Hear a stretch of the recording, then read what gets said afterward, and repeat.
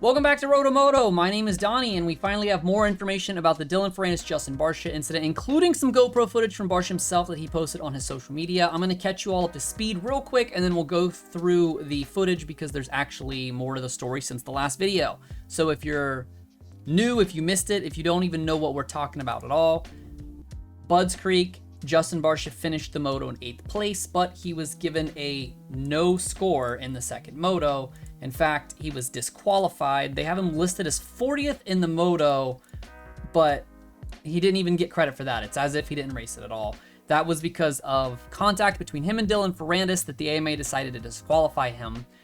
On Sunday night, Dylan Ferrandis posted up about the incident himself and said, Budds Creek, Moto 2, I got T-boned by Barcia.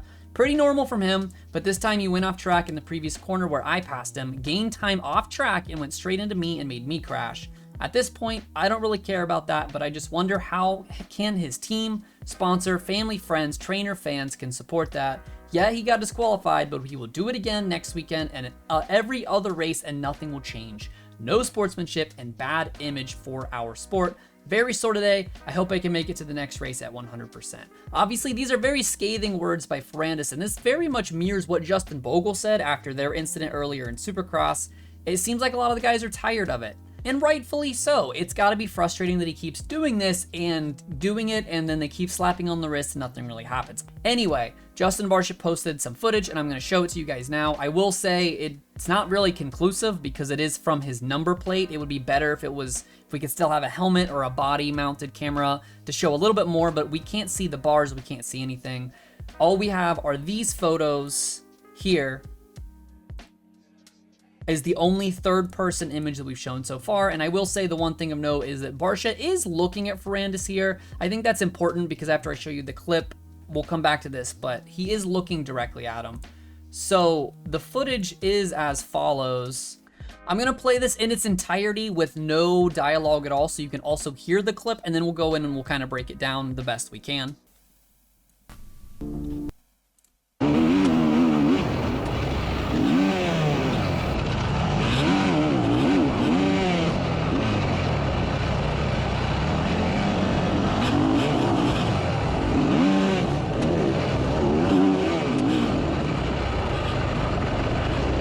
Now, obviously, I am not gonna advocate really for either guy here, but I just want to point out a couple things that are interesting in this. To be fair to both parties, is I myself was pretty scathing at Justin Barcia in my last video, because if the AMA thought it was bad enough to disqualify him, then obviously the AMA is the judge and jury, not me as a person, not the fan base in general.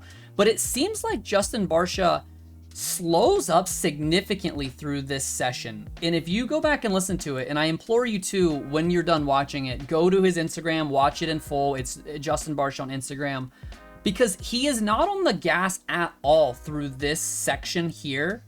And it's honestly very strange. And I'm not saying that's why Dylan ended up where he is, but I imagine Dylan was intending to follow Barcia there and didn't anticipate him to slow up so much through this section. And again, I wish we had Barcia's head. We could tell which way he's looking.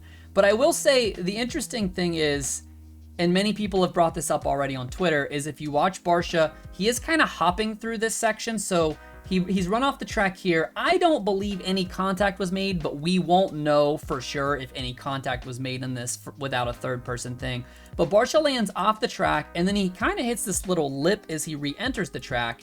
So it looks like Barcia's wheels don't hit the ground until about right here. And you can see his bike kind of level out right there. So he doesn't have a lot of options here, to be fair.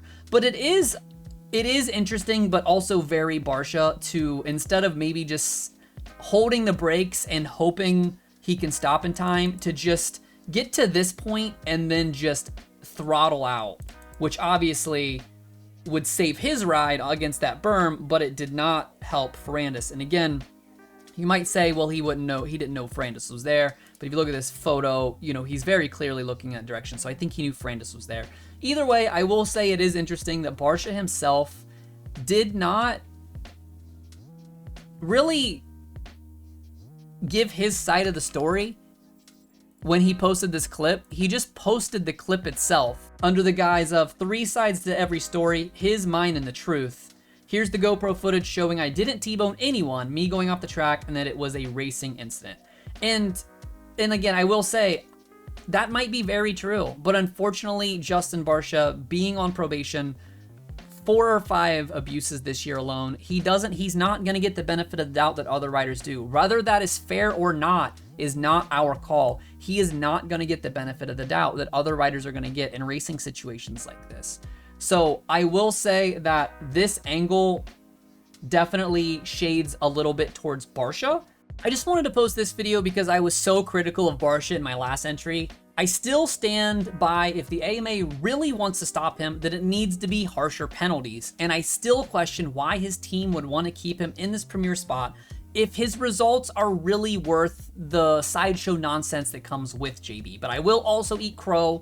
When crow was on the menu, this very well could have been a racing incident, and maybe I was too harsh on Justin immediately after the race. But with Barcia's past and his reputation, he isn't allowed the benefit of the doubt that many other racers in his class are allotted. A repeat offender, in most cases, deserves no leeway, and I think that is exactly what's happening with the AMA's rolling here with Ferrandis at Budds Creek. So let me know in the comments if you think that it was still warranted. Do you think that Barcia deserves the benefit of the doubt in this incident? Or is it just a, hey man, JB, you ride this way and this is how it's gonna be, and you kind of have to, you know, you're gonna have to deal with this kind of thing because of the things you've done in the past. On your way out, don't forget to like the video, subscribe if you want more stuff like this. Thanks as always for watching RotoMoto. My name is Donnie.